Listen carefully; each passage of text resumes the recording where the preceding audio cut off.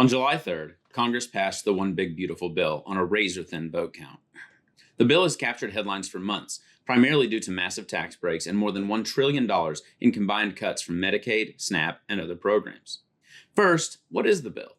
The One Big Beautiful Bill passed through a complicated and often politicized process called reconciliation.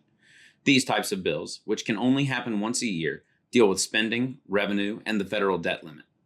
So what is in this huge 900-page bill, and what does it mean for Kansas in the coming years? First, let's start with the tax implications before other KAC experts describe impacts to Medicaid, SNAP, immigration, and education. Essentially, this reconciliation bill is a tax bill.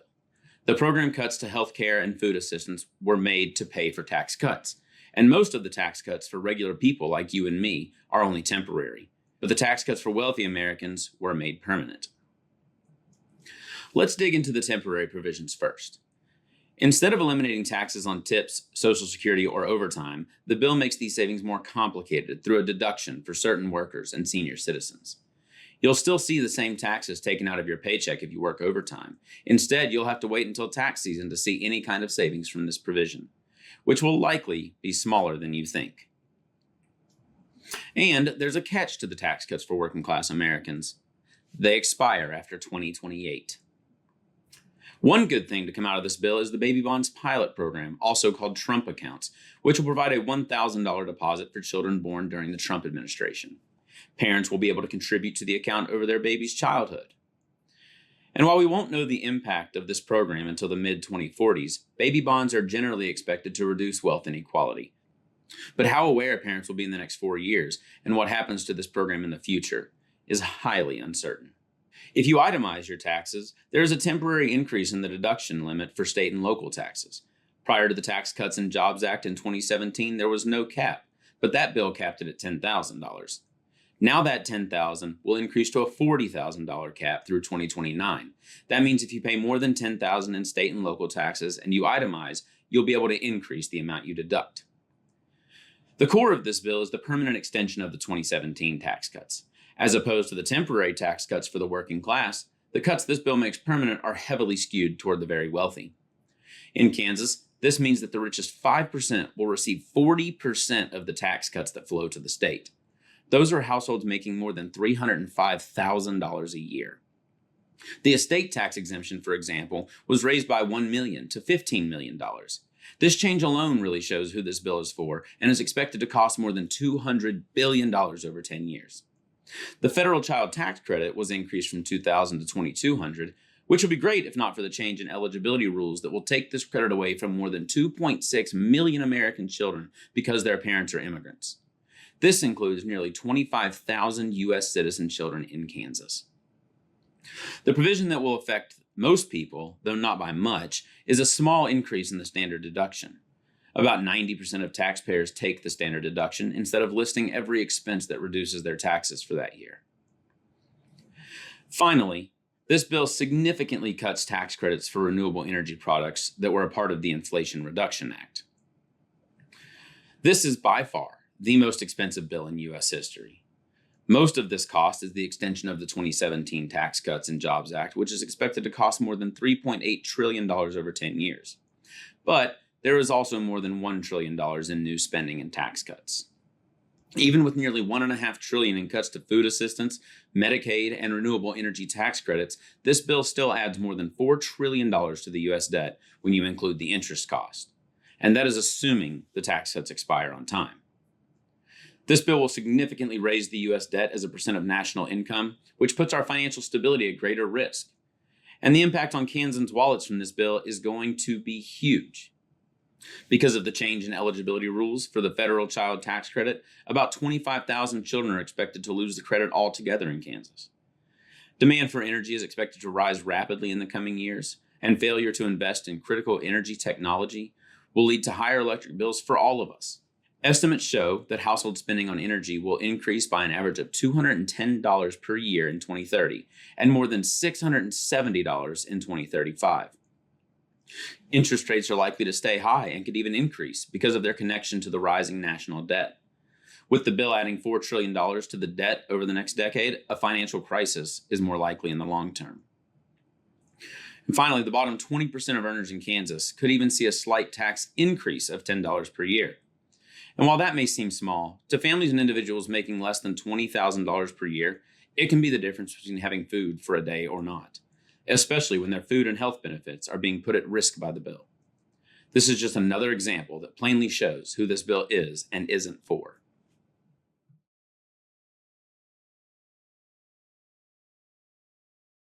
Since the Affordable Care Act passed years ago, more people all over the country have been able to access and afford health insurance, especially the past few years. But with the passage of the big, beautiful reconciliation bill, millions of Americans will now struggle to find, afford, and keep their health insurance. The bill does this in 4 big ways. First, the bill cuts Medicaid funding by nearly $1 trillion, the largest cut in the program's 60-year history. Many of the bill's supporters say that these new changes and cuts simply eliminate fraud and waste. But that's not true. The $1 trillion in Medicaid cuts will be because people will no longer be able to see the doctor when they are sick or need treatment, all because of the complications that this law puts in place to keep their Medicaid. This is particularly true for states that have already expanded Medicaid, as people in the Medicaid expansion income category will now be required to jump through multiple layers of red tape and additional barriers to keep their health care while they work. This includes parents of kids older than 13. For instance, they'll be subjected to work reporting requirements, which are strict measures that an enrollee must follow to remain eligible for their Medicaid coverage. And they'll now also have to prove they are still eligible for Medicaid every 6 months instead of once a year.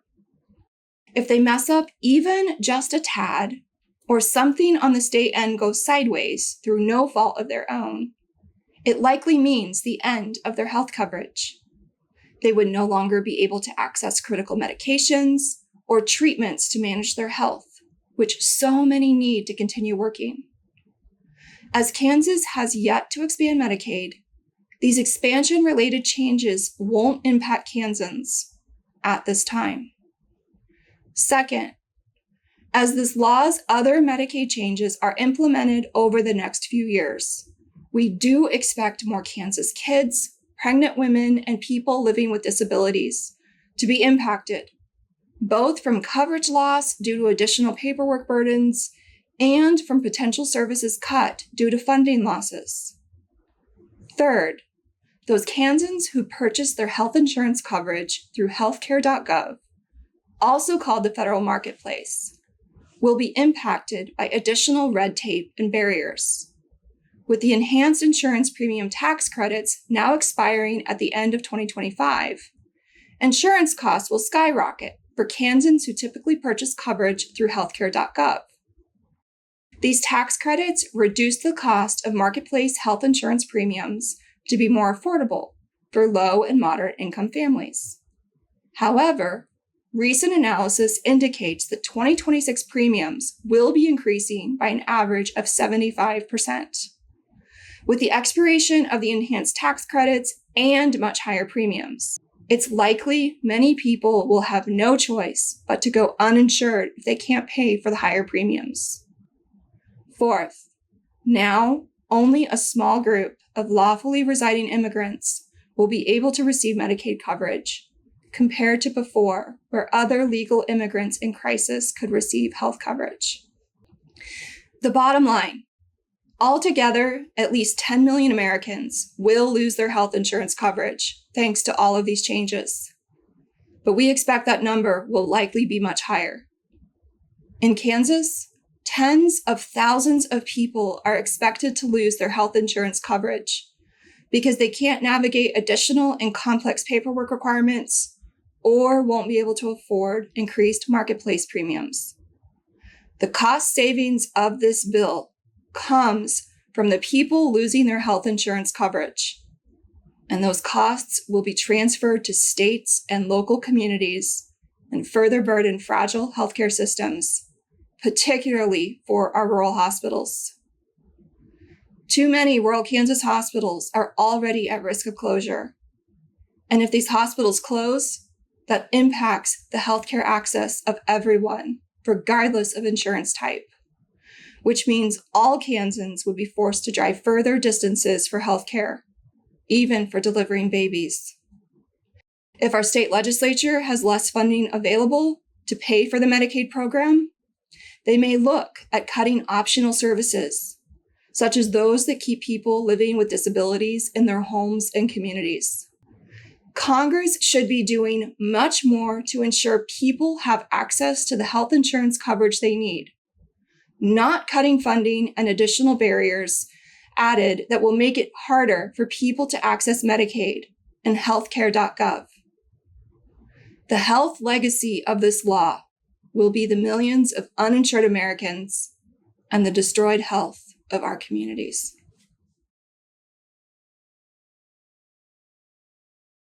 For decades, Americans across the country have used food stamps, or what today is called SNAP, to help put food on the table during hard times. This reconciliation bill cuts SNAP by $178 billion over the next decade. For families that rely on a little bit of extra help to have enough to eat, millions are going to see their benefits reduced, even as the cost of groceries continues to go up. For Kansas, a recent analysis shows that 20,000 Kansas families are going to lose at least some of their food assistance. They calculate that each of those families will lose about $72 per month, which is quite a bit of food that families won't be able to buy. These massive cuts will affect families in a few different ways. The first one we're going to discuss is work reporting requirements, meaning recipients are required to report a certain number of hours worked over a certain time period. Now, several states have had these in place for a few populations, but this bill extends these work reporting requirements to a couple of new populations. First, it requires that people through the age of 64 work at least 80 hours per month. The previous maximum age was just 54. This means folks who are growing older, who are aging out of the workforce, who are developing various health conditions, folks who may have an increased need for food assistance will now lose those benefits if they don't maintain a relatively steady work schedule. This bill also extends work reporting requirements to adults with school-aged children for the first time in history, if those kids are age 14 or above. So if a high schooler gets sick, has to go to the hospital, gets a diagnosis of some sort, these things do happen, and a parent needs to stay home with them, there's a good chance they'll lose their food assistance at a time when they need it the most.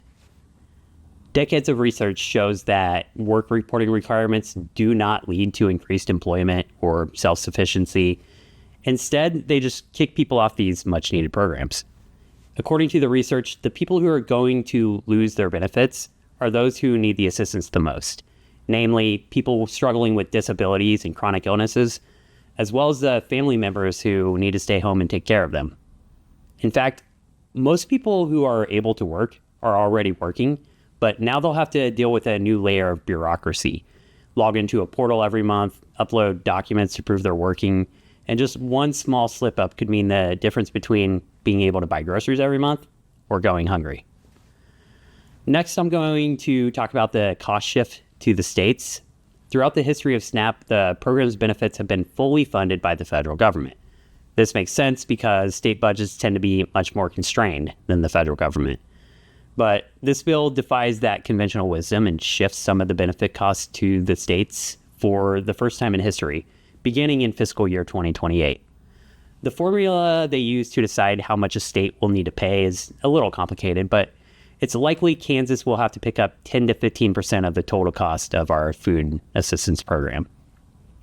This means the Kansas legislature will have to find somewhere around $40 million to $60 million, depending on how the numbers fall, to fund the program. That's a lot of money for our state's budget. And it's going to force lawmakers to decide if they want to defund other important state programs to pay for SNAP, or just let SNAP in completely. Because if the legislature is unable or unwilling to find the tens of millions of dollars in new funding, it means Kansas would be opting out of SNAP altogether, and all 187,000 Kansans will lose their food assistance. While this change won't come into effect for a while, we can't forget that we're now on this worrisome path, and there's still time for advocacy to our federal delegation to reverse this provision. The next area of SNAP cuts are from immigrants who are in the country legally. Under this bill, the only non-citizen immigrants who will remain eligible for SNAP benefits are green card holders, people granted Cuban or Haitian entrant status, and people residing under the Compact of Free Association, which includes just 3 small Pacific islands. All other legal immigrant statuses will be banned from SNAP. That's a significant change because SNAP has historically been available to the most vulnerable immigrants, such as refugees and asylum seekers, trafficking survivors, domestic violence survivors, people who are fleeing dangerous and traumatic situations, and who have legal status in the United States. This bill abandons those folks who have been eligible for SNAP up until now, but who will lose their food assistance now that this bill has passed. And a reminder that these are the same folks who will also lose access to Medicaid.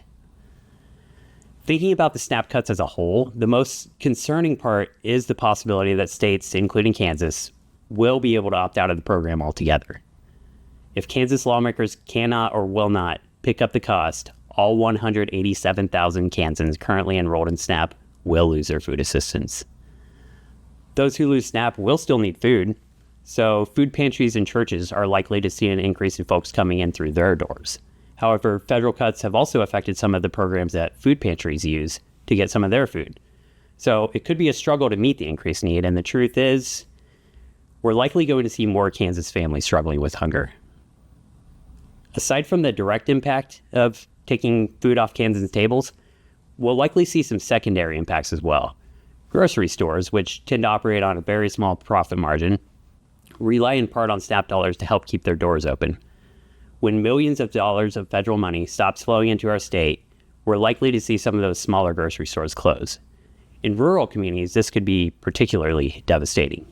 If the only grocery store in town closes, it means community members are now having to drive dozens of miles to the closest big box store. So the cuts to SNAP end up affecting far more Kansans than just those who are losing their benefit.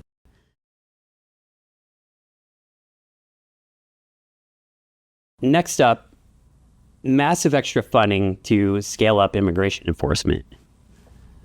This bill includes $45 billion in funding for building new immigration detention centers, including family detention centers where children will be detained. The overwhelming majority of that budget is going to go to private companies like CoreCivic to build and run detention facilities. The bill includes $3.5 billion to help state and local law enforcement agencies scale up their immigration enforcement operations. This is a role that local law enforcement has traditionally left to federal agencies, so this represents a shift in practice. And the Kansas Bureau of Investigation has stated they are currently ramping up to help with immigration enforcement. This funding will allow them to more easily expand their immigration enforcement in addition to what ICE is already doing. There's another $30 billion for ICE that will be used mostly on hiring new agents and vastly expanding the size of their force, making it the largest police force in the country. The bill also allows Customs and Border Patrol to turn away unaccompanied children at the border and send them back to the country they fled from without any supervision. The bill also allows for indefinite detention of children. There's $46 billion for a border wall. There are new fees for things like asylum and temporary protected status that will create difficulties for people trying to seek refuge, as they won't be able to afford these fees. There's also a provision that allows government agents to examine the bodies of children for tattoos and other markings. This bill is loaded with funding and provisions that allow them to ramp up a detention and deportation regime with little to no oversight, leaving immigrant families living in constant fear of abduction.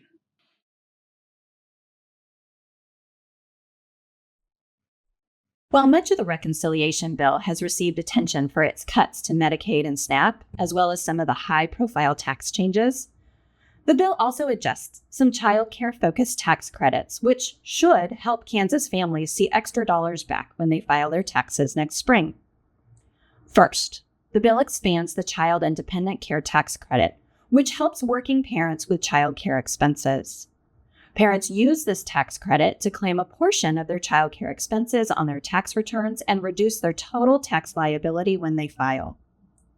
The credit works on a sliding scale, allowing parents in lower earning brackets to receive a higher percentage of their claimed amounts on their return, while higher earning bracket households will receive a smaller percentage.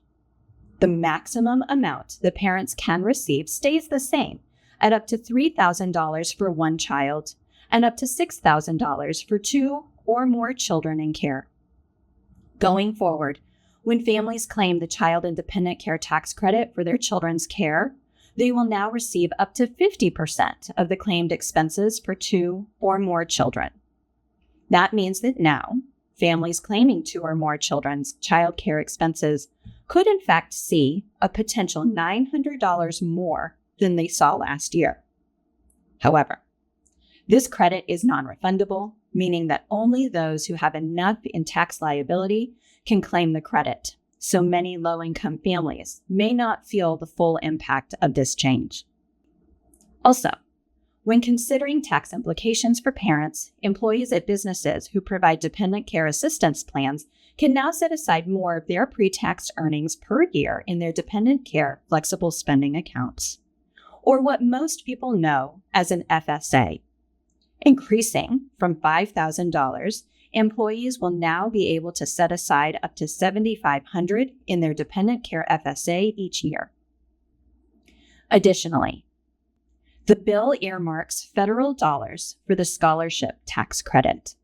Each state will have to opt in to this program, but starting January 1st, 2027, donors will receive a dollar-for-dollar tax credit for their donations to scholarship granting organizations, or SGOs, for up to $1,700 per taxpayer. Students receiving funds from SGOs can use those funds for expenses like private school tuition, books, and homeschooling costs. Public school students can also use these funds for private tutoring, and the scholarships will be available to families earning up to 300% of their region's median income, making this a nearly universal program. In Kansas, this is a household making up to $218,000 per year. The federal voucher-like system essentially shifts billions in tax dollars toward private education institutions, which are not required to accept all students or meet the same accountability measures as public schools. Finally, the reconciliation bill also makes significant changes to how people will pay for college. For instance, the bill enacts lifetime borrowing caps for graduate students and parents, and it creates the Repayment Assistance Plan, which is intended to replace the current student loan repayment plans. There are also changes to eligibility for Pell Grants and the creation of the Workforce Pell Grant for short-term job training programs. Many of the student loan changes become effective in July 2026, so this is likely to impact this year's incoming high school senior classes. As you can see, the One Big Beautiful Bill has made a lot of changes that will affect Americans immediately and for years to come. And we have only scratched the surface of what's in this 900-page bill. In fact, most lawmakers don't even know what all is in it. We have more updates about the bill on our website, which you can visit to find even more details. We will continue to share updates about the reconciliation bill and other federal funding and policy changes as more analysis and understanding become clear. Follow our work on our website, kac.org, or on Facebook and LinkedIn. You can also join our mailing list at kac.org/join to receive updates on issues like this in your inbox. Thanks for watching.